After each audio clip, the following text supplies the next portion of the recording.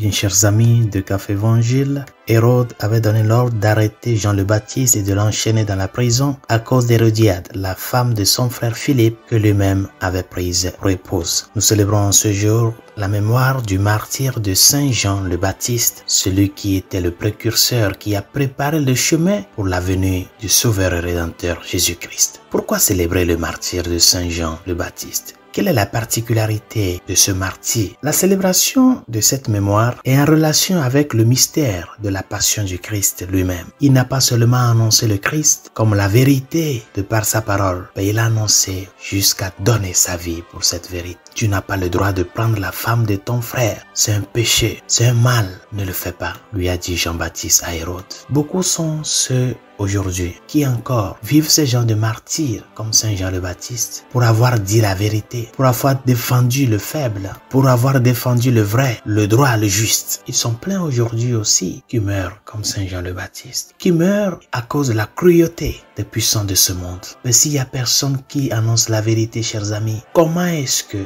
nous pouvons savoir quel est le chemin? Jean-Baptiste nous rappelle que notre premier devoir comme chrétien, c'est de ne pas taire la vérité. Même si ça incommode, c'est ton devoir d'interpeller la personne qui est dans l'erreur. Peu importe l'amour que tu as pour cette personne, manifeste cet amour dans la vérité, la sincérité. C'est la première des choses que nous rappelle Saint Jean le Baptiste, qui est resté ferme, qui n'a pas appelé rouge ce qui est blanc, qui n'a pas appelé bleu ce qui est noir, mais qui a cherché à être fidèle à la réalité, à la vérité et à la justice. Si nous apprenons dans nos erreurs à écouter celui qui nous interpelle à l'ordre, nous serons sauvés. Mais si nous nous fermons à la voix de la vérité, nous serons condamnés, et non pas seulement nous, mais nous traînerons d'autres âmes à cette condamnation. La deuxième des choses que nous rappelle cette célébration, c'est par rapport à la figure d'Hérode. Quelle est la mission d'un roi? Quelqu'un qui est devant un peuple. Quelle est la mission d'un roi, d'un dirigeant? C'est de protéger tous ceux qui sont confiés à lui. C'est de les protéger même jusqu'au plus petit, même le non-né.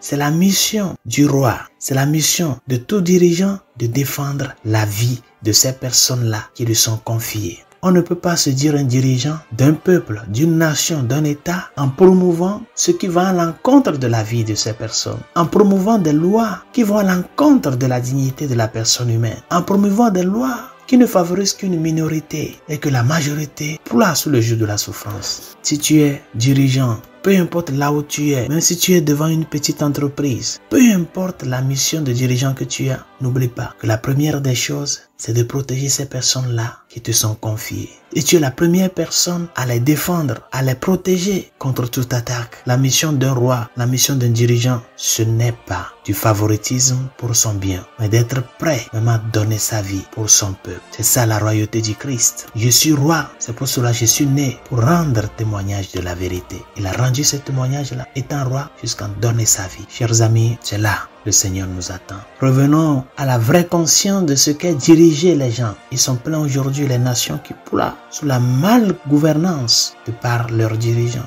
Apprenons à disposer nos consciences à la vérité. Cette vérité, Saint Jean le Baptiste nous a montré que c'est une personne et non une idée, une théorie. Et pour cette personne, nous sommes appelés à travailler pour que notre vie soit en conformité avec les missions que nous avons reçues, chacun à son niveau, et rendre vraiment justice à celui qui nous a appelés à sa suite en l'annonçant avec notre vie dans la sincérité, l'amour et la vérité. Bonne journée, Dieu vous bénisse.